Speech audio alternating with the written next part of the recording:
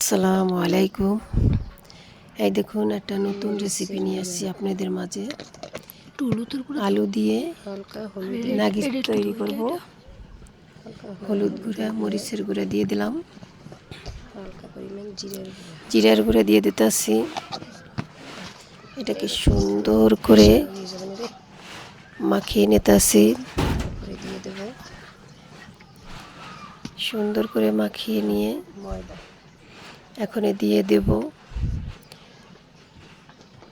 ময়দাগুলি। ওই দেখেন ময়দা দিয়ে দিতেছি। তারপরে দিয়ে দেব ময়দা পরিমাণ মতন ময়দা দেবেন আপনারা। ওই দেখেন আমি সুন্দর করে গোল করে নিছি। ডিম আগে গুলিয়ে রাখছিলাম পাশে।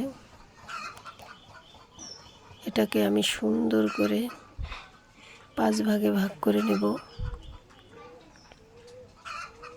5 ভাগে ভাগ করে পাশে রেখে দেই।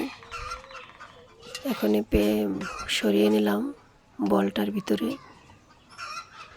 এখন একে একে আপনাদের দেখাতেছি।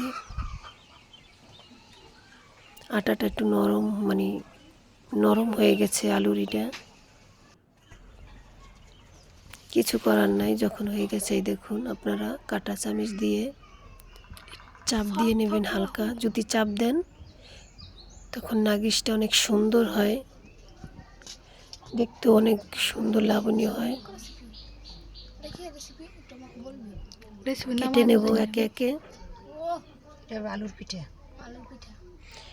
একটা 4টা নাগিস তৈরি হবে।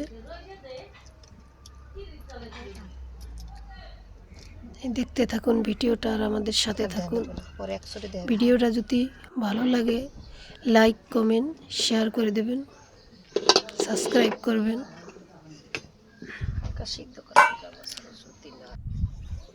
দেখতে থাকুন ভিডিওটা। তেল দিয়ে দিচ্ছি, করে দিয়ে দিচ্ছি চুলায়, তেলও দিচ্ছি।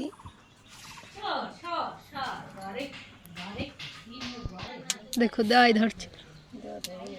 দেখতে থাকুন। ডিমটা রেডি গরম হয়েছে নাকি একটু দেখতেছি। এখন ডিমের ভিতরে দিয়ে দিলাম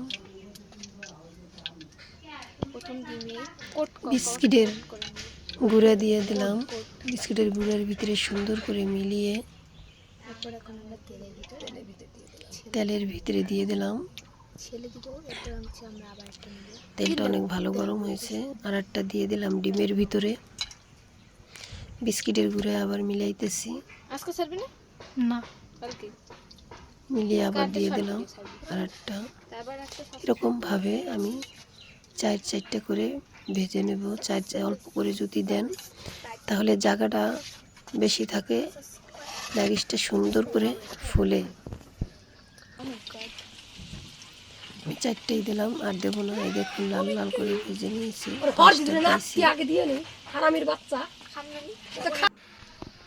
ওই দেখেন কি সুন্দর লাল হয়ে উঠছে। চুলার আঁচটা আপনারা সবসময় কমিয়ে নেবেন। যদি চুলার আঁচ বাড়ানো থাকে অতি তাড়াতাড়ি লাল হবে, কিন্তু ভিতরে নাগিসটা কাঁচা রয়ে যাবে।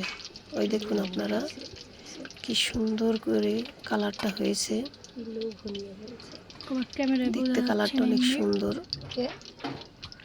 ক্যামেরাতে বোঝা যায় একটা দিয়ে দেবো। উঠিয়ে নিয়েছি যখন, এই যে একটা দিয়ে দিছি, আর একটা দিয়ে দেবো। এই দেখুন ভেঙে দেখানো হলো।